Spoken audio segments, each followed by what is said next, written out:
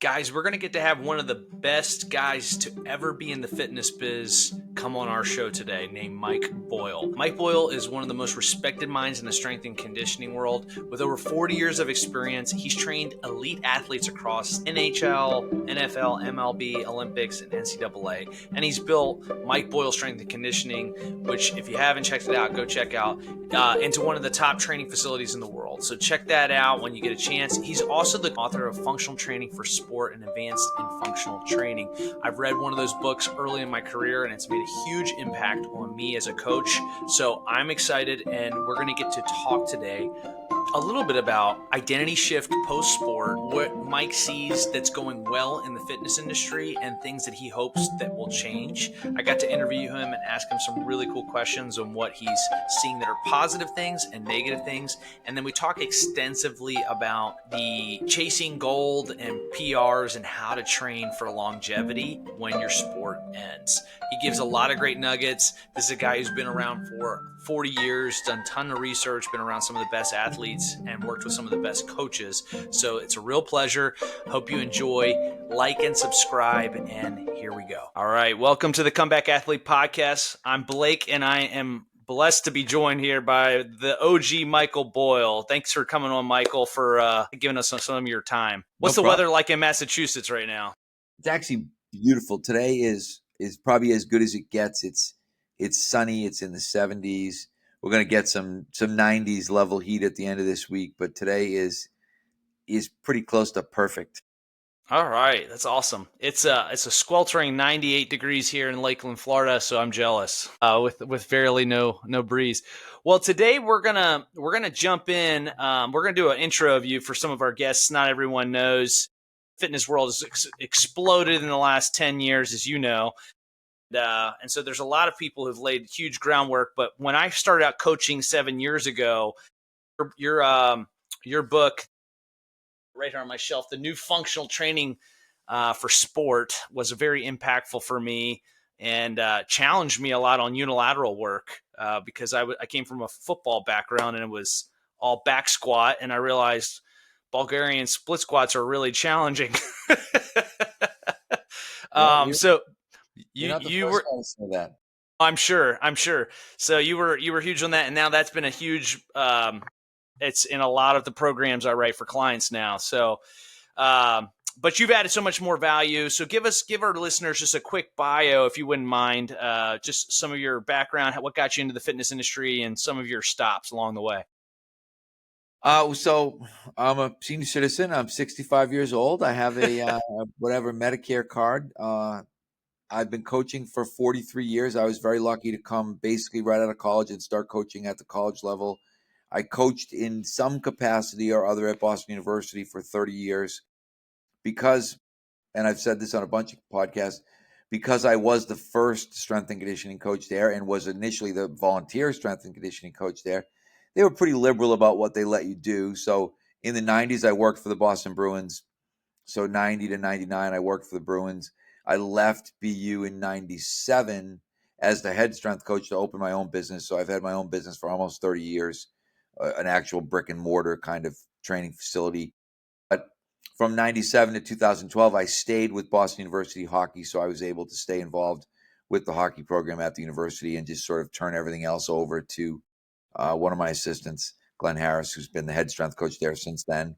2012, I got a chance to work for the Red Sox. So I worked for them 2012, 2013, got a World Series ring in 2013 with the Red Sox. And since 13, I've basically just been doing Mike Boyle strength and conditioning. And I was from 2013 was the first time I had one job.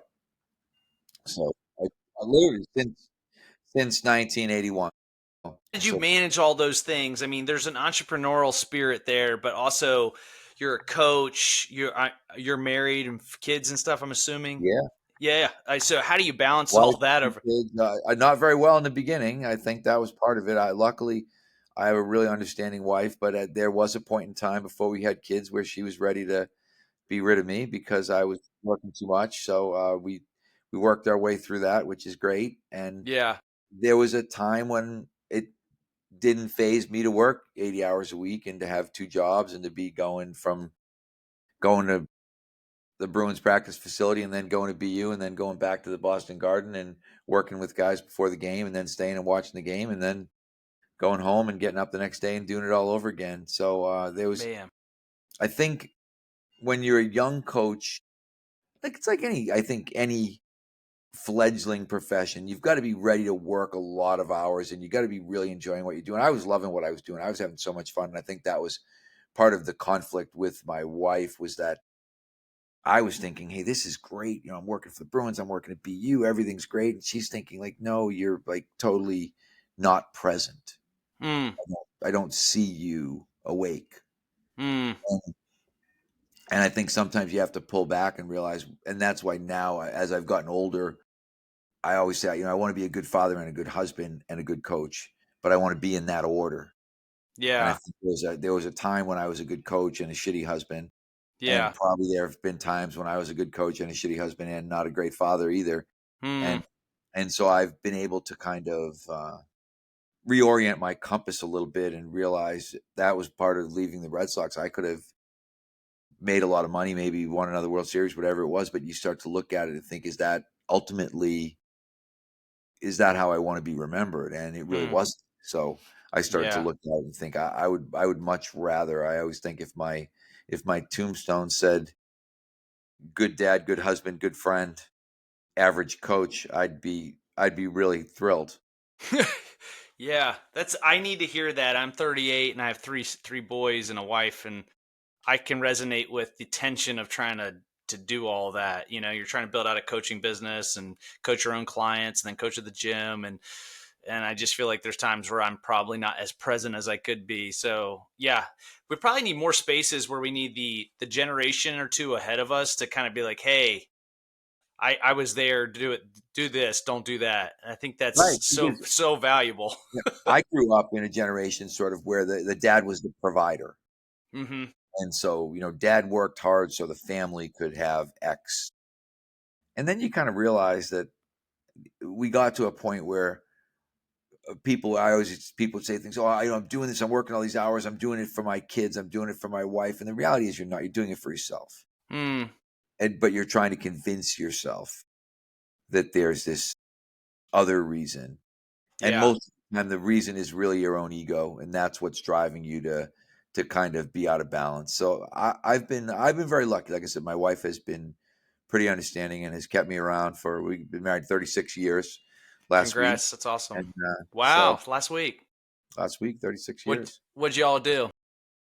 You know, it's funny, nothing special. It's our daughter's birthday. Our daughter's 26th birthday was the next day. So lately, the last 26 years, our anniversary tends to revolve around our daughter's birthday. Although we did go to there's a we're up if you can look at we're on a beautiful Oh, that's barrier island. awesome.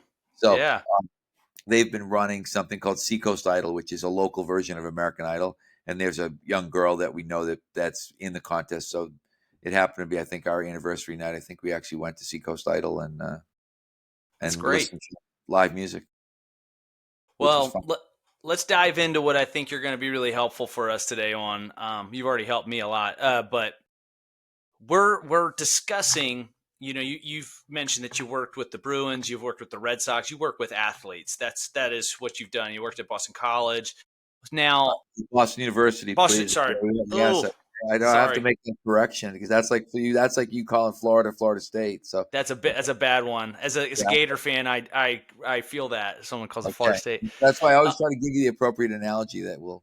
yeah. That definitely sunk in. I got it. So you've worked with a lot of athletes. The thing that we want to talk about at Comeback is that we work with a lot of former athletes, and there's always this tension of identity loss, but also training principles and motivation, things you've seen things you've seen people do poorly as they leave sport and think of exercise differently. Do a lot of people just stop? Do a lot of people continue and they go really hard and get lost in it? What are some things you've seen over the years and are some good principles that maybe you can let us in on? You know, I think it's really funny. You describe both of the extremes, and where we really want to be is in the middle. Probably, you see a lot of people that stop and get out of shape and get fat and don't take care of themselves, and then you see some other people that need to sort of indulge their competitive OCD in some other area, so they take up long distance running or cycling or whatever it is. And you don't see enough people that just sort of arrive at that nice middle ground of thinking, I need to continue to exercise, but I'm not an athlete. It's not my job. It's not my identity. And that's what we're constantly working on with our Mm. clients. And I tell people that I'll meet people. I'm actually doing a presentation at the Perform Better Summit in a couple of weeks in August about program design for personal trainers. And one of the things, the slides that I put in was that, pickleball players are not athletes. And it's, you keep running into these people, middle age, let's say, people maybe not as old as me, but older than you. And they want you to, oh, but I'm an athlete. I need to train like an athlete. And you think, no, you're not an athlete. Actually, you are a whatever salesman. You are an accountant. Mm-hmm. You're something, but you're not an athlete. This is not, you do not get paid to play To your do sport this. anymore. And so I think the biggest thing is creating or I guess giving them the ability to have an identity that's not athlete, and to be able to say that it's Mm. okay to just train. And it's okay. It doesn't have to be competitive, and you don't have to win. You don't have to take up CrossFit. You don't have to find another competitive outlet. I think some people, what you realize is you're probably more of a psychological counselor than you are an exercise prescriber, because you're trying to say to somebody, I want you to give yourself permission to be moderate. I Mm. want you to, you don't have to be all in, like there's all the cliche sports bullshit, you know what I mean? And you just have to realize, like, okay, that part of your life is over. Mm. And now you can look at it and think, okay, maybe I want to look pretty good, but more importantly, you want to feel pretty good. I was having a conversation with one of my, ex-athletes, was a really serious skier, and she's in amazing shape. She's 50 years old. If you looked at her, you'd think she was 20. But she's still, I got to do a little bit more. I got to drive a little bit harder. I got to push myself. And it's like, no, you just got to really give yourself permission to be okay with being exactly who you are. Mm.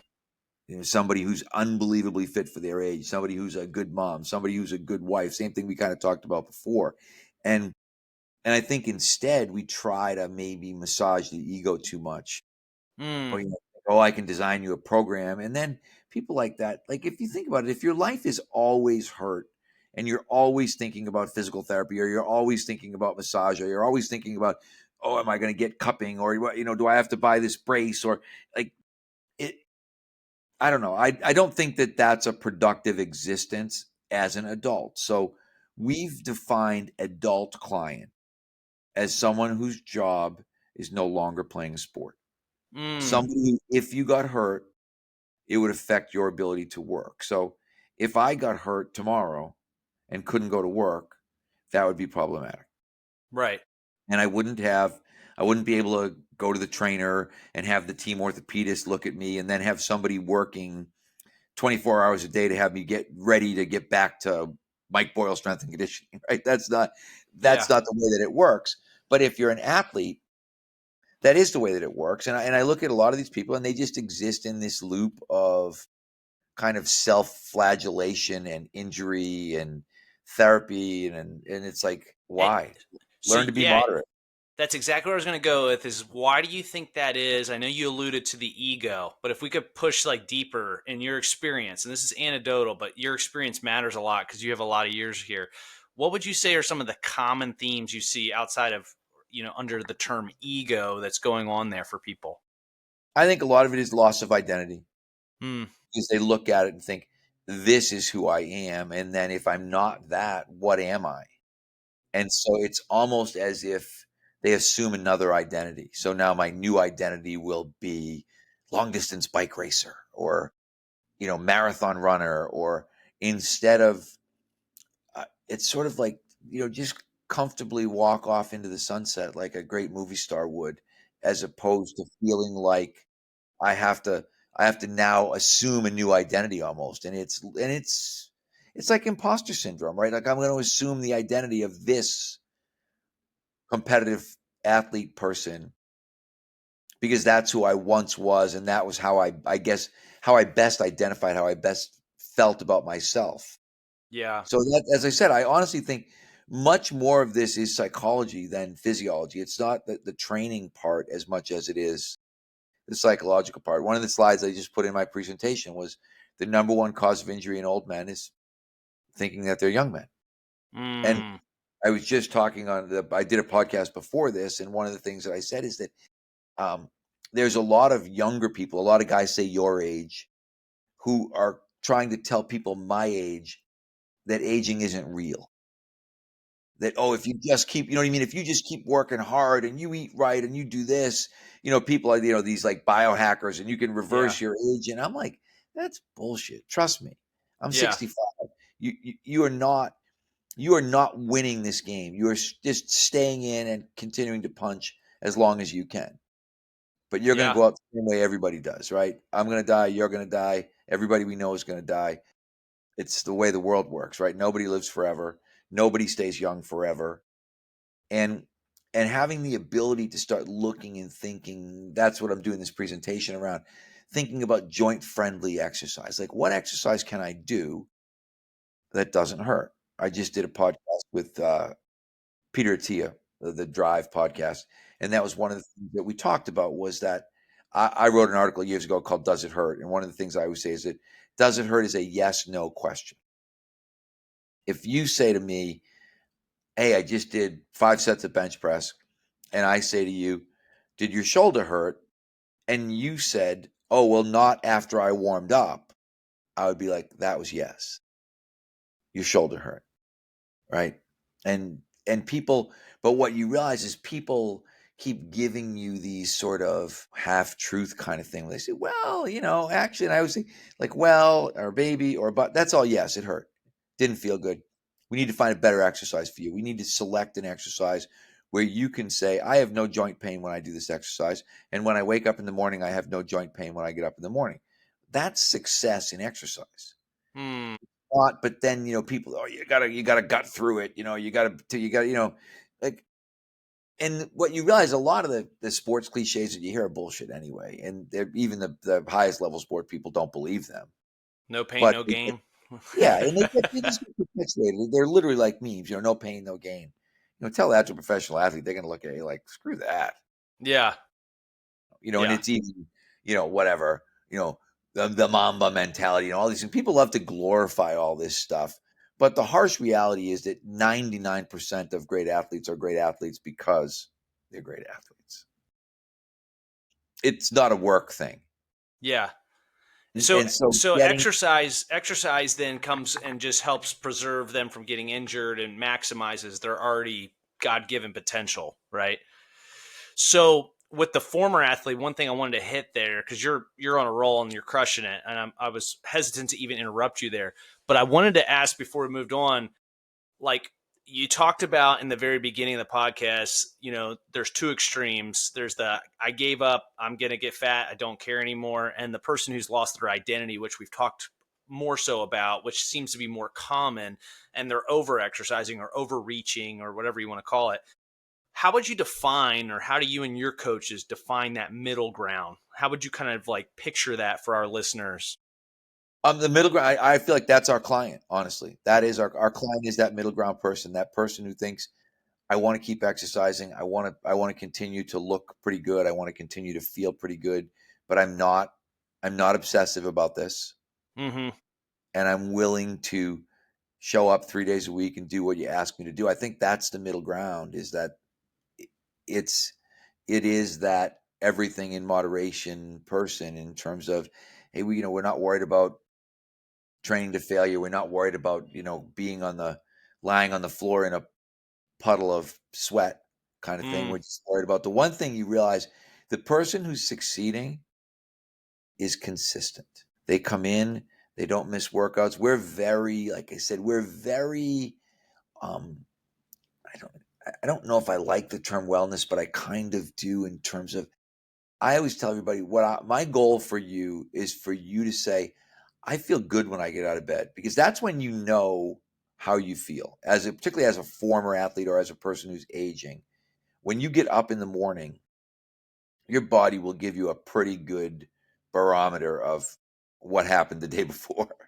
Mm. And, and if you get up in the morning and think, my God, I'm getting up and, I'm limping, or I'm getting up and I'm trying to find Advil, or I'm getting up and I'm trying to get in a hot shower to make myself feel better, I would look at that and think your training is not well designed. Mm. Whereas if you get up and think, hey, you know something? I feel like I worked out yesterday, but I'm not crippled. I'm not dragging myself out of bed. Yeah. And so it is literally the middle. You're not, I always look like, as an athlete, the goal should be, hey, just maintain your weight. Mm. Because, I mean, like for me, I've been between 180 and 190 pounds for 40 years. I keep my weight in a fairly reasonable spot. And that would be one of the things I would want my athlete to do. Keep your strength level up. It doesn't have to be the best that it's ever been. You don't have to be lifting the same weights that you lifted, at the peak of your professional career, but don't let yourself get weak, because one of the things we are seeing is that there's two things that seem to matter: muscle quality and cardiovascular fitness. Those Mm. are things that are really moving the needle in terms of longevity. But then you get like people, that are doing, bodybuilding routines. That's my kind of my pet peeve now, is this, because it's become a big Instagram thing in terms of bodybuilding oriented workouts. My son's friends, like my son trains like an athlete because he is an athlete, but his friends will come in and say stuff like, "Oh, I went to the gym yesterday and I did back," or "It was leg day," and I'm just like, "Did Yeah. what?" Like I Like literally look at them like and think, like bro splits, you mean? Like, "Yeah, and yeah, yeah, yeah. exactly." I'm like, what year is this? But then I realized, actually, it's like, I look at that and think that's like 1970s, Arnold Schwarzenegger shit. But Yeah. I realize it's not. It's very present day now in terms of, but I live in my little bubble of my own facility. But if I went to whatever Planet Fitness in Lakeland, Florida, I would probably see a bunch of 40 and 50-year-old guys who are on like a 5-day bodybuilding split. And if I asked them what they were doing today, they'd be like, "Oh, shoulders, it's shoulder today," and I'd just be like, Yeah. so for us, again, ex-athlete, one of the things we always full body workouts, always, like That's no what I was body. going to ask you. Are you a pattern guy, or are you a full body guy? Like, Well, we're a pattern guy, but full body. So in terms of, I'm going to want you, if we're working out today, I'm going to want you to push, and I'm going to want you to pull, and I'm going to want you to do some sort of knee dominant, like, talked about earlier on unilateral stuff. I'm more of a unilateral fan, but we're going to do some sort of knee dominant exercise. We're going to do some sort of hip dominant exercise. We're going to do some sort of core exercise. We're probably going to pair those up into whatever you want to call them: supersets, trisets, giant sets, however you prefer to describe those combinations of exercises. But we're going to put those things together. But for us too, one of the things that we do with our clients is everybody foam rolls, everybody stretches, everybody warms up. And so we always talk about how valuable, that we call it the first 15. The first 15 minutes of the workout is the most valuable, because that's kind of uh, the tissue preparation period, the whatever, suppleness, mobility. Like there's a million names that you can use to describe that period. But the point being, uh, I was alluding to the other day, this guy David Whitley, who was a kettlebell guy, talked about life is a gradual process of cement hardening. mm, He said, and your job is to keep adding water and keep stirring, right? Because one of the things that is like, if you've ever done cement work, you can keep the cement workable forever if you just keep adding a little bit of water and keep stirring, it never hardens. it's true. And that's life. So I always say, like, life is this gradual transformation from filet mignon to beef jerky. And you know, and it's the same as the cement idea. You got to keep adding water and you got to keep stirring. You got to keep moving. And if you keep moving, you will keep moving. But if you watch some of these people who, again, that ex-athlete who just decides to stop, suddenly you look at that person and that's the person who's getting, disc surgery and knee replacements and hip replacements, because they haven't kept the cement from hardening. Yeah. And then suddenly they realize, wow, now I've got this arthritic hip, and I've got this, people, I got this bone on bone knee. Like everybody's got a bone on bone knee. Everybody. I mean, the bad part is it's too easy. If you want a joint replaced, just go ask someone to replace it for you. Sure. I could probably go in right now and someone would say you're a really good candidate for 2 knee replacements, and I'd be like, you're out of your mind. No chance you're doing that. But I would not have any trouble based on if you looked at my X-rays, you'd probably say, oh, you need 2 new knees. Hmm.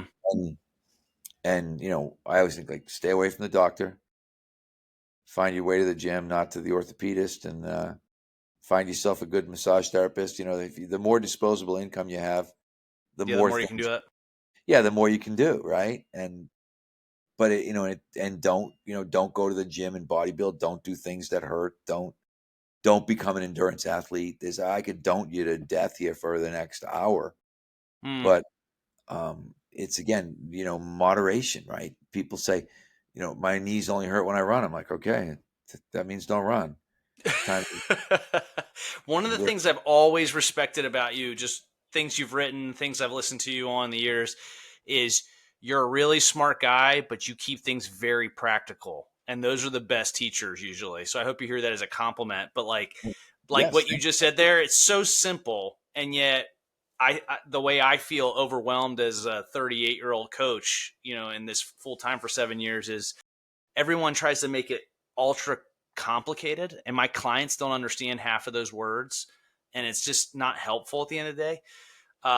It is, but it's not to the point where it helps you apply coaching. And that right there is just so. It's like, hey, let's work around this. That's as simple as it is. Just work yeah, and around it.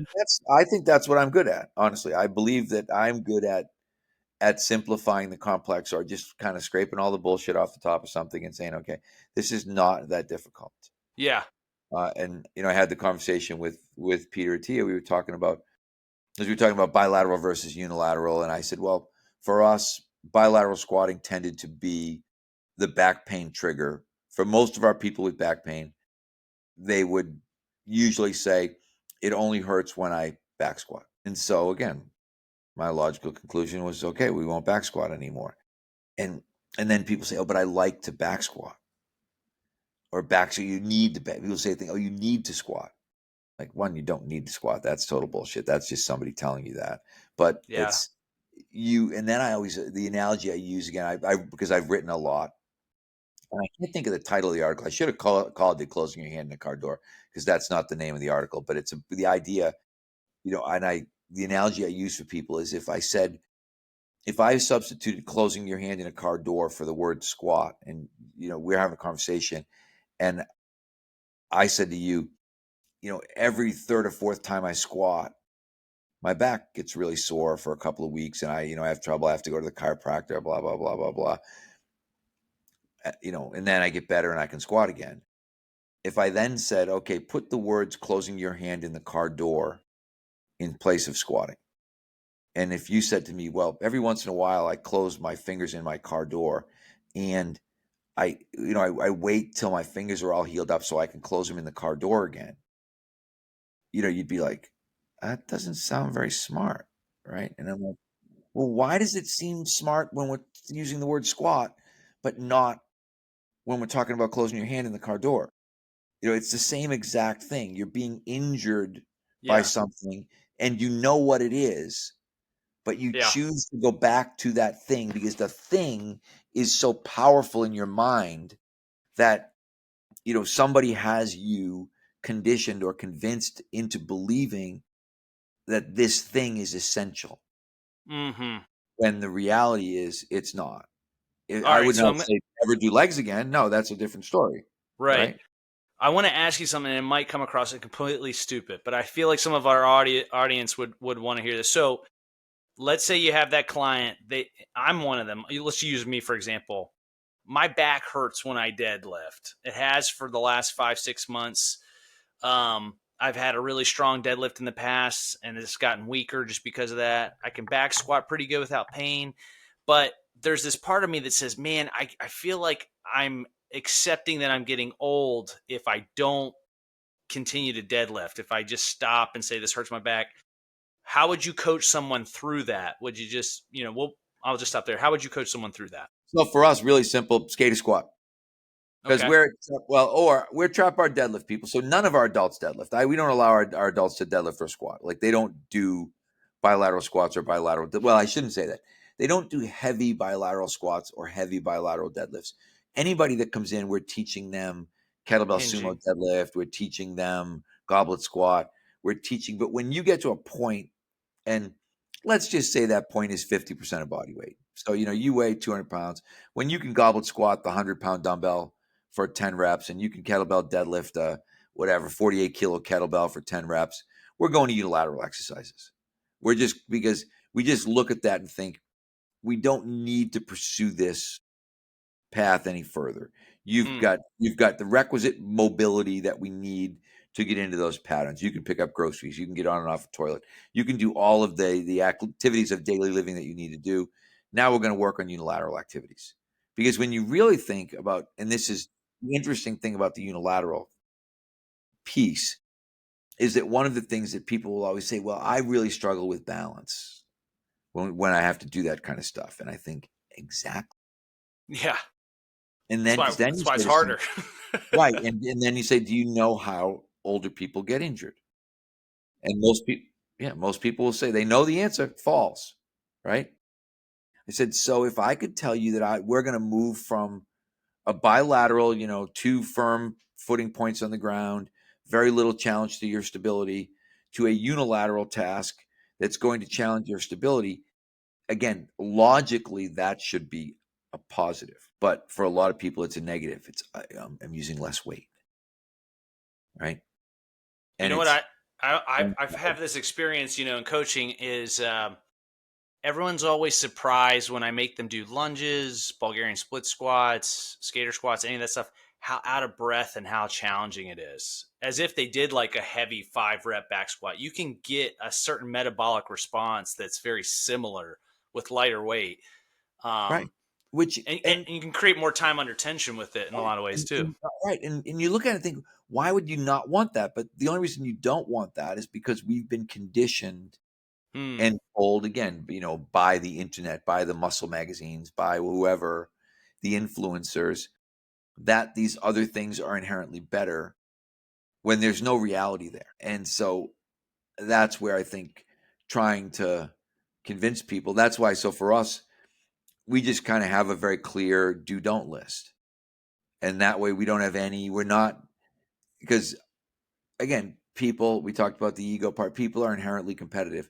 If I was letting you deadlift, but one of your friends was there and I was saying, well, you've had a little trouble with your back, I'm not going to let you deadlift.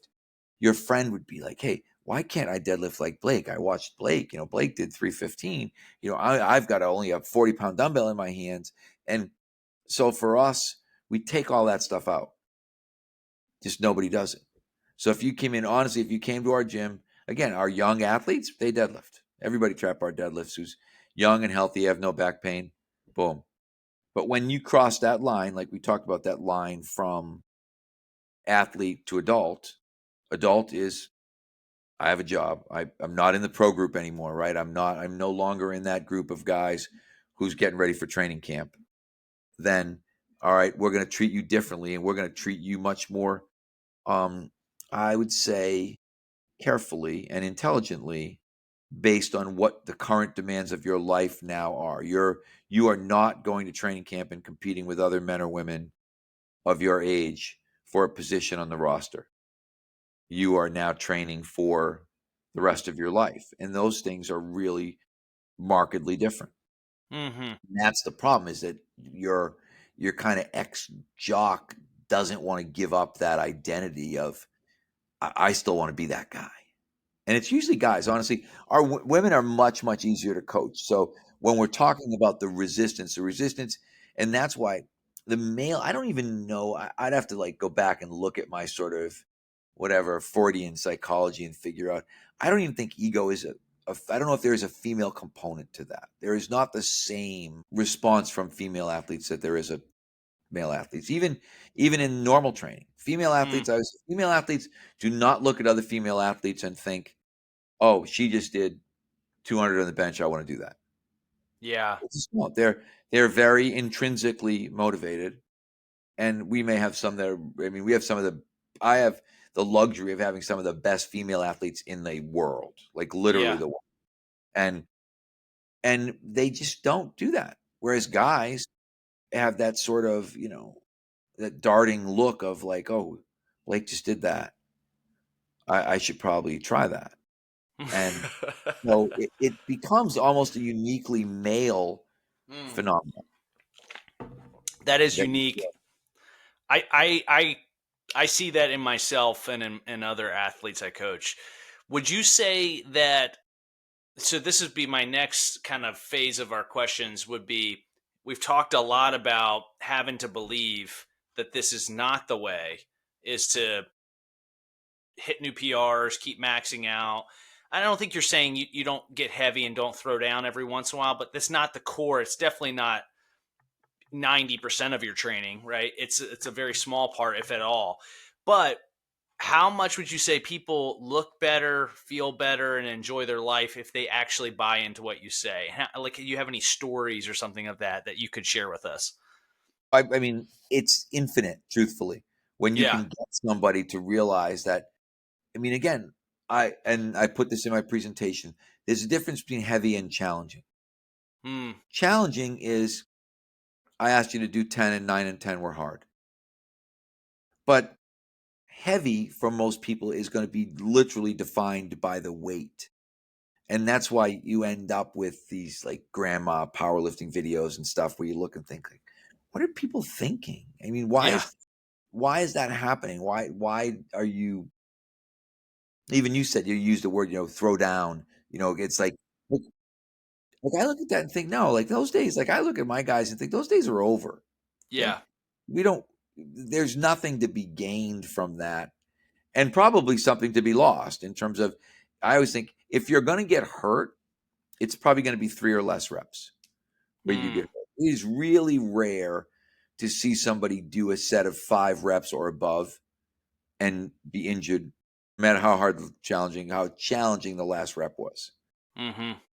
Very common if you said, hey, we're going to do a real hard, real heavy set of 3, where you're right on the edge on that 3rd rep.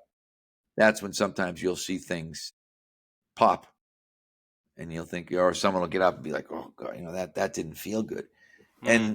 And that's where you realize, okay, that beef jerky that you're now toting around doesn't respond like the old filet mignon used to respond. And I think that's the hard part for a lot of these ex-athletes to accept, is that just what we talked about, is that there is this inevitability to aging, and that you can't want it. Like you can't be like, hey, I want it so bad that I'm not going to get old. It Hmm. doesn't work. I said, it was a podcast I was talking before. I said, you know, the only way to not, to be able to stop aging at 50 is to die at 50. And I always, I, Yeah. and when people say stuff like, oh, it sucks getting old, and I'm like, it really beats the shit out of the alternative, truthfully. Because Hmm. if you're not getting old, you're dead. Like that's when this is end of life. Okay, 50 done, it's over. Hmm. I mean, I want to get old. Maybe it's not fun, but I want to do it. I'm hoping I can get to 80, Yeah. but I can get to 85. But I also know that, I mean, 50 to 65 hasn't been a smooth ride by any stretch of the imagination. I'm not, I used to, at 50, I could do everything in the gym that I needed to from a demonstration standpoint. I could do all the plyos, I could do every drill, I could do every lift. Whatever I had to demonstrate, I could demonstrate. 65, I'm like, got to Yeah. find somebody young to show you that, because I no longer, and again, I can still work out. People look, oh, you look great, you're in great shape. And I'm like, yeah, but, if we're talking about hurdle jumps, I'm not demoing for you anymore. You Sure. know, we're talking sprints, I'm not demoing for you anymore. Yeah. And that's just reality. Yeah. I love what you said earlier. It's a great one. It's the most common way for old guy to get hurt is to think he's a young guy. I mean, that's just, yeah, that's just wisdom. It's so hard. But, all that saying, how do you keep though a high value of exercise, and what does that look? Because so I'll help context a little bit. A lot of clients we deal with are like former um they a lot of them come out of like a former CrossFit background. So they were competing in that for sport, And so there's a psychological part of that that says if the workout doesn't feel like a beat down, it's not a workout. And so educating through that is a lot of psychology, like you said earlier, that's not true. You can actually walk out of the gym and feel like that's actually a good session today, even though it didn't feel like a lot. How do you uh, how do you explain that to clients that come from that wasn't enough of a beat down workout today, but it was enough and it was good and it's actually still quality to it, both for showing up and also progressing towards keeping the strength that I've maintained so that I can live long and prosper? Honestly, I think it's hard. I think if you're dealing with people that were attracted to CrossFit, it's going to be very, very difficult to rein those people in. Mm-hmm. Because I'll be honest, people that were attracted to CrossFit, they're not very bright. Okay.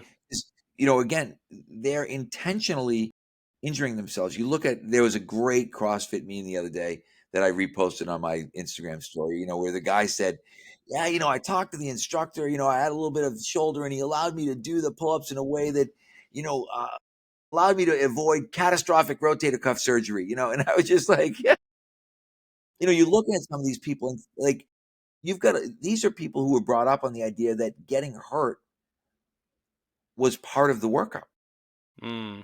That was like, you're supposed to, again, like I look at that and think that one of my big beefs about CrossFit was all the false bravado, Mm. right? All of the like, oh, I lay it on the line every day, I go all out. I'm like, that's like such cliche sports bullshit. Like, go watch, if I can remember the Titans again or Rudy, you know what I mean? Like, I mean, again, great movies, really fun to watch, but I mean, that stuff's not real.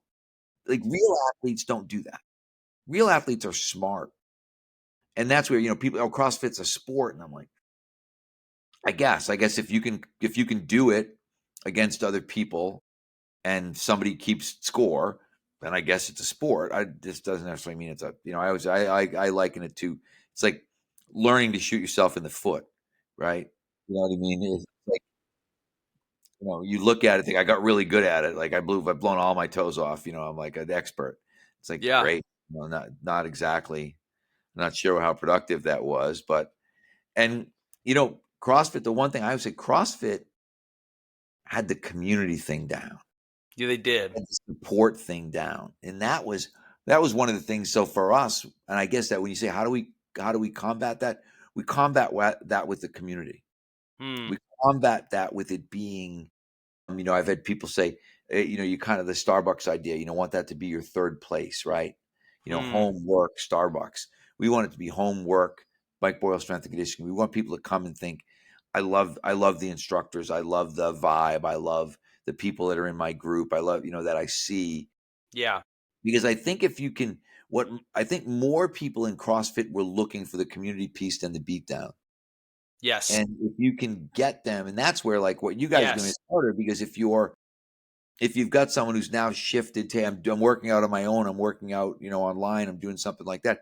That's harder because they're not getting that community piece. And that's probably where you guys fit in as coaches, because you become the community piece. You do.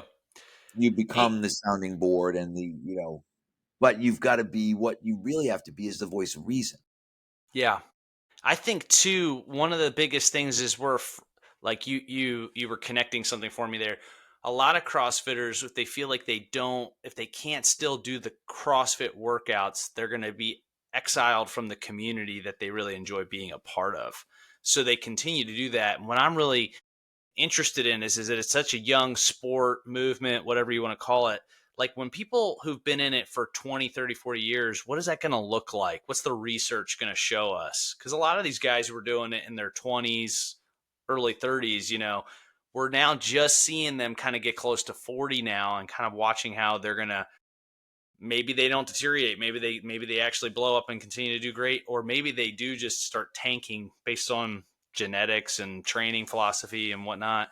But I'm interested to see that, not in a morbid kind of way, but just how to continue to get better at the craft of coaching and think about those things. Yeah. But When I look you have at it, my you yeah. can see now, a lot of the old bodybuilders, the first steroid guys, a lot of those guys are dying at fairly young ages. So Mm-hmm. you start looking at that and thinking, okay, that probably didn't really work out for them. There's not a lot of these guys that are, you look and think, oh, the 70s bodybuilders, there's not a lot of them that are worried about their 100th birthday.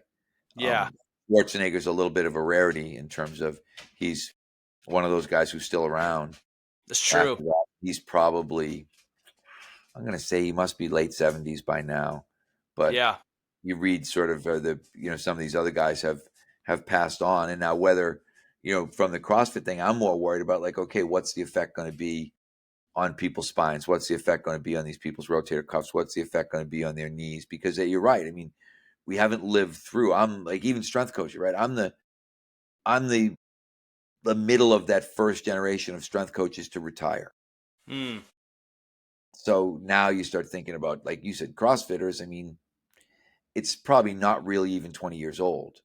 Yeah, So it's you not. probably barely have guys that are hitting 40 that maybe did that really hard for a really long period of time. I might be looking around, when I'm 80 and there's these 60-year-old CrossFit Supermen who are saying like, man, I'm so glad I did it because look at me. Yeah. Experience tells me that won't be the case. My experience tells me that there will be a lot of regret. Mm. That people will say, wow, I wish I hadn't done that Yeah. because that didn't end up in the long run paying off for me. Because that's what I see. I'm growing up with the used to be go heavy or go home. The guys that would make fun of a guy like me, like, oh, Mike Boyle's a pussy. He's always worried about somebody hurting their back. He's always worried about, doing something on one leg, not putting a whole bunch of weight on your back. But I know a lot of these go heavy or go home guys who've apologized and said, oh man, I should have listened to you when I was 25 instead of making fun of Yeah. you. Listen, because now, I've had a couple of spinal surgeries, or I've had my hip replaced, or I've had my knee replaced, and I realized that a lot of what I said, like it's easy to be loaded up with false bravado when you're 25 and bulletproof. Yeah. It's a lot harder as you're aging and realizing, wow, now, like you talked about, if you get to a point where you think, I can't get down on the floor with my kids. I can't throw even for me, like I had rotator cuff problems. I had rotator cuff surgery in the 80s, and I'd struggled to play catch with my son, and it drove me crazy to the point where when he was little, I bought a lefty baseball glove and taught myself to throw lefty because my left shoulder was still pretty good. And so I'd go out there and play catch with him, and he didn't know wasn't a lefty, and Mm. I could kind of fake it enough. But I used to think, God, if my neighbors are ever looking at me, they're thinking, wow, this guy's an awful athlete, because I'd really be struggling to try to get myself to get the ball to him the right way, left. Like I'd really have to think about what I was doing. Yeah. And and that was, you know, from it's like the rap song. I would say that was from being young, dumb, and broke, right? I mean, I was young, I was dumb, I had no money, I didn't care about my joints. Yeah. And then suddenly when my joints started barking at me and talking back, I started thinking, God, I wish I'd cared about my joints more. Now my knees hurt, my shoulders hurt, my back hurts. And I know why. Totally. You Totally. know, and so now as I've gotten older and gotten smarter, I'm still pretty functional, to use a word that everybody hates. I get around great, but What I'm let's not saying talk about this. Yeah, yeah. Let's talk about this for like closing here because I want to respect your time. What are some things that you see in the fitness industry that are positive to you that you're saying, I hope this continues or I hope this grows? What are some the optimistic things? positives are the Peter Attias and the Gabrielle Lyons and the Hubermans and the I whatever the Found My Fitness girl's name is. I can never think of her. I always space on her name, but there's some really good kind of intelligent wellness oriented information that is coming out of podcasting right now Mm-hmm. that I think, and I said this when I did the Tia podcast, Gabrielle Lyon was also as a roundtable, and I said, you guys are really moving the needle. People are talking about VO2 max. People are talking about the importance of muscle strength, and people are talking about the importance of protein in a very general sense, as opposed to it being like our little niche sliver of Group. people who gave a Mm. shit about that. So I think that's the most positive thing. Our adult wellness business is booming. I mean, booming. We don't advertise. We don't do anything And I think we said the other day we have, I think we have 335 or 340 adult clients that are on like a basically a membership model, and it just keeps increasing. And we're making pretty limited effort to increase that business, but there's so much happening in the wellness space. And I mean, we're doing a podcast, right? The reason I do these podcasts, that's where everybody's getting their information. Mm, Less and less people reading, more and more people listening to podcasts, true. and more good information coming out via podcasts. So I Hmm. would look at that and think that's the biggest positive. Then there's things like people at least are talking about unilateral training. I mean, stuff, Yeah. there's more interest in staying healthy. In people are talking about, like, that's, I love the Peter Attia stuff, because he talks about sort of the centenarian Olympics and the marginal decade and all these things that he's talking about in terms of what do you want to be able to do when you're 90, what do you want to be able to do in your last decade of life, and Yeah. then telling you these are the things that you need to do, and the things that they're saying, you need to strength train and you need to get your heart rate up. And so we're getting a really high level of messaging that's getting to the consumer. And that's really positive. That is positive. That's good. What would you say to young coaches right now that are listening to you that you would spend more time? Okay, if you were in your 30s again, what would you spend more of your time doing or not doing with with coaching? Number one, don't be a self-absorbed meathead, because our profession is filled with self-absorbed meatheads. I always say, again, I'm always posting memes to my Instagram page, but there was one the other day that said, how do you know somebody who is eating right, getting enough sleep, hitting their protein macros? And the answer was, you'll know because they'll fucking tell you over and over again, right? You know, and that's unfortunately, like, our profession is filled with young narcissists who can't wait. Like, I always say, when we're interviewing people, I always think, if you start talking to me about your workouts or about your diet, or I'm just like, oh my God, like, Yeah, yeah, yeah. yeah, you're not our person. We're not hiring you. Mm, But there's people who think like this is, oh, I mean, there's nothing more important in life than my workouts and how I eat. And, oh, I don't touch any alcohol and I don't have any sugar. And I'm like, you have a miserable life. yeah, Go out and enjoy yourself, go have a yeah. margarita, go, eat a burrito, right? Um, so I would tell them to work on their human relation skills, to get out of their own zone Mm, and to become really good at dealing with people. Read more books. We always recommend books. I like restaurant books, Unreasonable Hospitality, Setting the Table, books like that talk about being in a forward-facing customer type of industry, which is really what we're in. Because one of the things, and I say this all the time at my lectures, I'll talk to people who will be like, "Oh my God, I know so much more than Blake. Like, I'm so much smarter, blah blah blah." But Blake's, his schedule's loaded. And I always am like, maybe you're an asshole. Maybe yeah. people maybe people don't want to spend any time around you because you're a self-absorbed clown. Unfortunately, those kinds of people are drawn to fitness. Mm, They're drawn in, and we always say, if you're in fitness because you like working out, yeah. you're in the It wrong won't you're in work. the wrong business. I heard a coach say, I work with a lot of like part-time coaches, and I asked them why they didn't try to take on more, and they were honest and just said, I realized I liked my own fitness more than other people's. Yeah. And I never thought about that, but to be a good coach, there's a sense of sacrificing your own fitness so that you can help other people achieve a higher sense of fitness. Not a sense of, but athletically, you're never going to be a great athlete.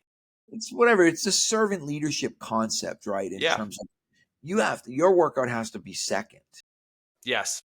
And I had a friend who, I can remember, his business was struggling, and one of his primary complaints was that, I just can't find the 2 hours I need during the day to work out. And I said, well, that's probably why your business isn't doing well. Mm, Because what you're worried about getting a 2 hour block for yourself to work out. We tell our coaches all the time, I mean, if you get half hour workouts in, great. yeah. go in, blast out some It's got conditioning to be work really hard. You got to be unilateral work if Yeah, you're at a I know Mike Boyle exactly. gym. Like, hit a couple sets of bench, hit a couple sets of chin ups, do some unilateral stuff, like get in, get out. Yeah. But be on the floor, be impacting. We tell everybody that we're not in the fitness business; we're in the life changing business. And I It's think funny. that's the way to look at it. It's sorry to cut you off there. It's funny you say that. So I was in my 20s. I was a inner city youth pastor. So I worked with at-risk kids in Baltimore City for 10 years. I lived there. I lived in the same neighborhood Tupac grew up in, and fitness for me was my escape to get my sanity back when working with inner city kids started to take its toll on me. When I switched and decided to become a full-time coach, I worked a lot with very little resources, and I had to have a lot of people skills, and I had to really get creative. And then I realized that I could run laps around the other coaches, not because I knew more, but because I was good with people. I would do a lot more for less, and I was willing to kind of go the extra mile for clients. And once I saw that, like, you can make more money the harder you worked, because that concept was not what I was doing for the first 10 years. It was I knew I was never going to get rich, but I was a very cool concept that I was like, wow, this is a people business. This is not just a science business. And there are people who knew a lot more than me that were not very good coaches, and they were very smart. I shouldn't say they were better. They weren't as good with people as I was, and because of that, their business suffered. So it's funny you say that, because that was my experience. Yeah, that's essentially that. I tell people that all the time. That's what it is. I want people. I always say, what I want is somebody who's good with people. Because, and again, I cliches forever, but I always say to people, I can make you smarter. I can't make you nicer. It's going to be really hard for me to make you nice. It's going to be pretty easy for me to increase your education about training. I can teach you our system and how it works and why it works and why you choose this exercise over this exercise, why this is your progression, why this is your regression. But Mm. I don't know if I can change your personality. Yeah. You guys at your gym probably get the cream of the crop because it's a pretty well oiled machine at this point. But do you still prioritize personality over? Always. Yeah. And our compliments are constantly coming in about our staff and about how nice they are. It's very rare that we get a compliment that relates to programming or knowledge, where someone says, "Oh my God, Blake's so knowledgeable about, this or that." It's Mm-hmm. like I just love Blake. Like I love, when I show up, I love that he's there. I like, he's, we teach caring Yeah. to the point where, we initially say to people like, "Hey, after the first session, you've got to text your client, Mm-hmm. right?" And the next day, because you're going to see him probably at best on an every other day basis. The day after the session, text your client. How do you feel? How was the workout? Blah blah blah. And it's amazing that stuff really. I think that's what gets us more clients. That's what keeps people coming back. It's yes, the programming is good, but I don't believe that that's the secret to the business. Yeah. People will do a lot. I've seen people get results on crappy programs because the community was good and that people believed in it. And I've Yeah. seen people not do well on really great programs because they didn't feel cared for or seen and didn't like the community. But the program was great. So you got to have both. But hey, I want to thank you for coming on today. I got one last question before we wrap up, but what is one thing that you hope to see the fitness community get better at that is going forward? That you would, it could be something that's going well. You mentioned that there's a lot of Peter Attia's and more good information and podcasts coming out. But what would you say is something you're hoping you to see the fitness industry grow in for the next I'm generation? hoping that we get away from this like bro split Instagram influencer, look at my ass, look at my Ugh, abs thing, yeah. and start to move more towards. That's why I'm really happy about some of these sort of a little more intelligent podcasts that are tending to draw an audience because we're shoveling shit against the tide. How's that for a I'll make it in the cut. I like that. That's good. Mike, have a great day. I'm glad it's awesome up there, and I appreciate you. Thanks for coming on, and yeah, thanks for everything.